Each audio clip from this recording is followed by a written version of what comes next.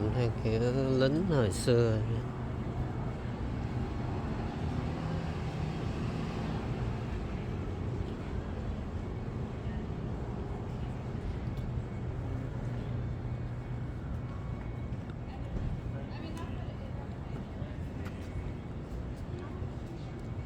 Lính hồi xưa cởi ngựa.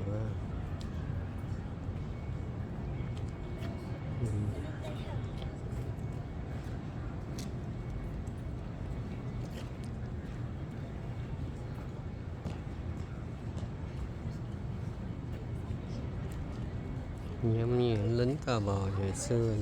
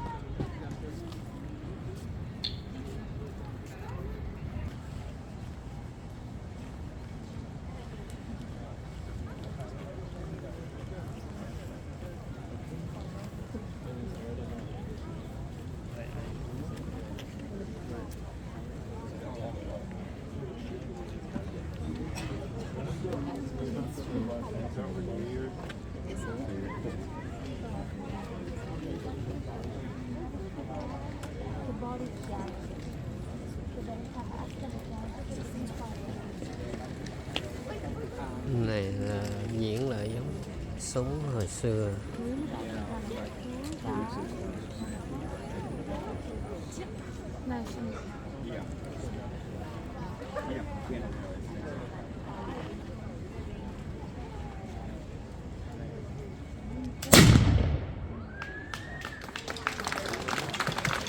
Okay, thank you, Mrs. Smith.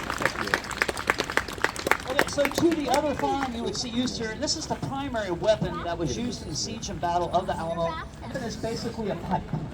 Okay, now if you shoot an unpatched ball out of a smoothbore firearm, the ball is going to rattle down the barrel. Whatever end it hits on the muzzle, it can go the opposite direction. So to help keep that from happening, the soldier would be issued paper cartridges.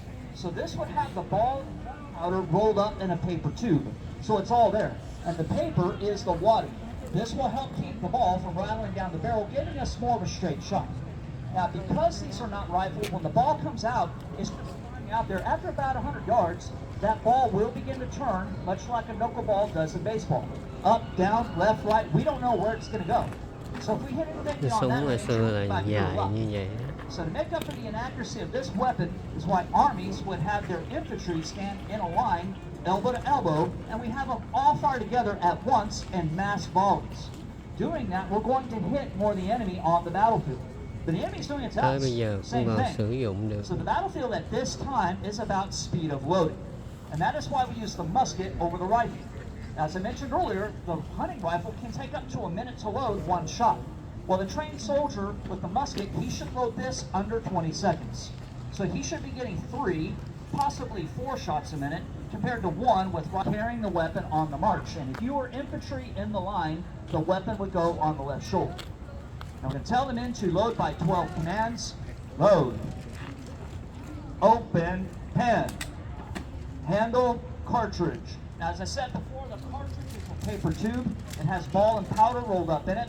Now, these are crimped over, and the only way you can open it is to tear cartridge. They would bite off the end of it, spit it out, and prime. So they pour powder into the priming pan. You then tell him to shut the pan and cast about. Charge cartridge. The remaining gunpowder is poured in the barrel. The ball stays in the paper. We wad it up and stuff it into the muzzle. And we got to drive it to the breech. So tell them to draw ramrod. And ram cartridge. So they sling it in there, pack it tight. Return ramrod. Shoulder, arms. The weapon is then brought to the left shoulder, which tells the officer that they're loaded and ready to go. And the quickest time on the field, this should be done in 20 seconds. Now, it can be difficult because you are being shot at. Now, when we see them at that left shoulder, we know the last 3 commands are ready, aim, and boom. shoulder, arms. We go to the shoulder and we do it all over. Again, everything is one shot. Now that man over there, that is our drummer. He is very important. Now he's not just used to keep the men in cadence during the march, which can be intimidating to the enemy, but is used on the battlefield because it's so loud with muskets, rifles, artillery going off. The men at the end of the line cannot hear the commands, but they can hear that drum. So he is relaying commands to the men in the line. Now we're going to fire 3 volleys. The first shot will be done in the 12 step. The last 2 will be done in the quickest time by the drum. So again, folks, it's going to be a little loud. If you have sensitive hearing, please cover the ears.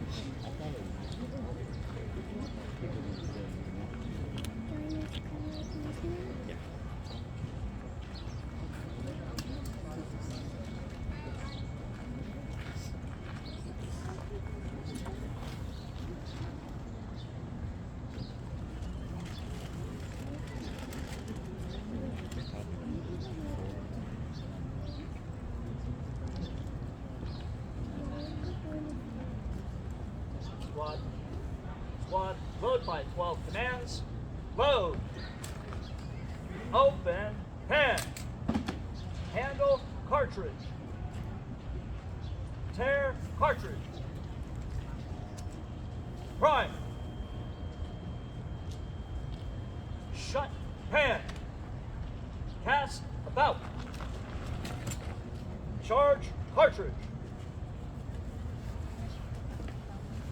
Draw, ramrod. Ram, cartridge. Return, ramrod. Shoulder, arms. Prepare to fire. Ready. Hey. Fire.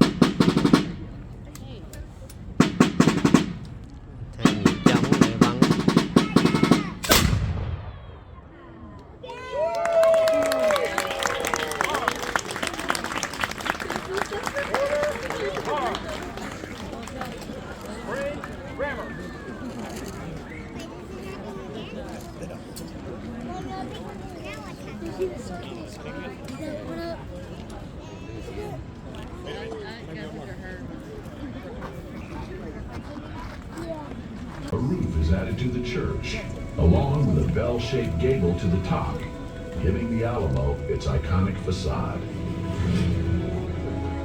In 1877, the Army moves to new, larger quarters. This is the last time the Alamo is used as a military outpost. But it's not abandoned for long. As the railroad expands across Texas, San Antonio grows as well. Soon, the city expands over the river towards the Alamo, and the property becomes valuable for development. A French businessman named Honoré Grenet buys the long barrack and converts it into a garish warehouse and general store. And 12 years later, in 1883, the state of Texas purchases the church, which is to be maintained as a shrine to the men who defended the Alamo in 1836. The rest of the Alamo remains in private hands. As the 20th century approaches, instead of offering protection, It is the Alamo itself that needs to be protected. In 1903, when a developer wants to demolish